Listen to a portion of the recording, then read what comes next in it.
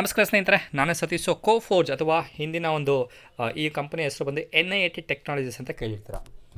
ಈ ಒಂದು ಕಂಪನಿಯ ಒಂದು ಇನ್ವೆಸ್ಟರ್ಸ್ ಯಾರಿದ್ದಾರೆ, ಬಾರಿಂಗ್ PE ಏಷ್ಯಾ ಅನ್ನೋ ಒಂದು ಕಂಪನಿ ಅರೌಂಡ್ 50.2% ಒಂದು ಹೋಲ್ಡಿಂಗ್ನ ಈ ಒಂದು ಕೋಫೋರ್ಜ್ ಅನ್ನೋ ಒಂದು ಕಂಪನಿಯಲ್ಲಿ ಇನ್ವೆಸ್ಟ್ಮೆಂಟ್ಸ್ ಮಾಡಿದ್ದಾರೆ. ಇವರ ಒಂದು ಕೆಲವೊಂದು ಹೋಲ್ಡಿಂಗ್ಸ್ಗಳನ್ನ ಸೆಲ್ ಮಾಡಿ US ಮಾರ್ಕೆಟಲ್ಲಿ ಒಂದು ಲಿಸ್ಟ್ ಮಾಡುವಂಥ ಒಂದು ಪ್ಲಾನಿಂಗ್ ಮಾಡಿದ್ದಾರೆ ಈ ಒಂದು ಕಂಪನಿ. ಸೊ ಈ ಒಂದು ಕಂಪನಿಯ ಒಂದು ಮಾರ್ಕೆಟ್ ಕ್ಯಾಪಿಟೇಷನ್ ಅಥವಾ ಒಂದು ಕೋಫೋರ್ಜ್ನ ಒಂದು ಮಾರ್ಕೆಟ್ ಕ್ಯಾಪಿಟೇಷನ್ ನೋಡಿದ್ರೆ ಅರೌಂಡ್ 33,000 ಒಂದು ಮಾರ್ಕೆಟ್ ಕ್ಯಾಪಿಟೇಷನ್ ಇರುವಂಥ ಈ ಒಂದು ಸ್ಟಾಕು ಇವತ್ತಿನ 16th November 2021 ಮಾರ್ಕೆಟ್ ಓಪನಿಂಗ್ ಆಗಿದ ತಕ್ಷಣ ಅರೌಂಡ್ ಒಂದು 7% ಒಂದು ಹೈಯರ್ ಲಿಮಿಟಲ್ಲಿ ಹೋಗಿತ್ತು.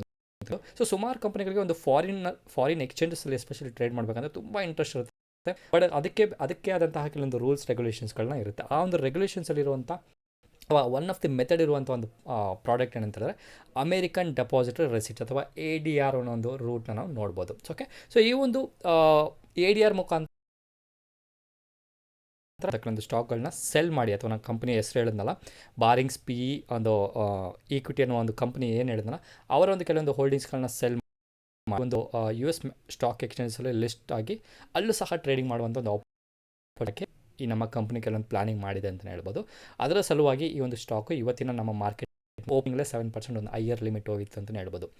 ನೀವು ಕೇಳ್ಬೋದು, ಸತೀಶ್ ಅವರೇ, ಈ ADRಯಿಂದ ಈ ಕಂಪನಿಗೆ ಏನು ಬೆನಿಫಿಟ್ ಅಂತ ಹೇಳಿದ್ರೆ, ಯಾವುದೇ ಒಂದು ಕಂಪನಿ ಡೊಮೆಸ್ಟಿಕ್ ಮಾರ್ಕೆಟಲ್ಲೇ ಒಂದು ಟ್ರೇಡಿಂಗ್ ಆಗ್ತಿತ್ತು ಅಂದರೆ ಆ ಒಂದು ಡೊಮೆಸ್ಟಿಕ್ ಎಕ್ಸ್ಚೇಂಜಸ್ ಅಥವಾ ಡೊಮೆಸ್ಟಿಕ್ ಮಾರ್ಕೆಟ್ಗೆ ಮಾತ್ರ ಲಿಮಿಟೆಡ್ ಆಗಿರುತ್ತೆ.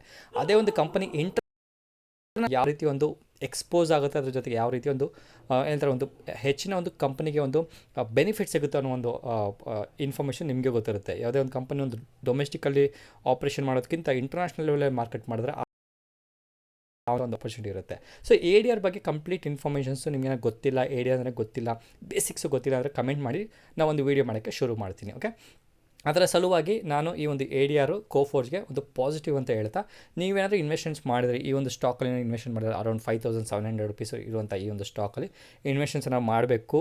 ಫ್ಯೂಚರ್ ಲಾಂಗ್ ಟರ್ಮ್ಗೆ ಮಾತ್ರ ಎಂಟರ್ಡೇಗಲ್ಲ, ಲಾಂಗ್ ಟರ್ಮಿಗೆ ಮಾಡೋದು ಬೈ ಆನ್ ಡಿಪ್ ಅನ್ನೋ ಒಂದು ಸ್ಟ್ರಾಟಜಿನ ಫಾಲೋ ಮಾಡ್ಕೊಂಡು ಇನ್ವೆಸ್ಟ್ಮೆಂಟ್ ಮಾಡಿ ಅಂತ ಹೇಳ್ತಾ ಮತ್ತೊಂದು ವೀಡಿಯೋಲಿ ಮೀಟ್ ಮಾಡ್ತೀನಿ. ಅಲ್ಲಿವರೆಗೂ ನಮಸ್ಕಾರ.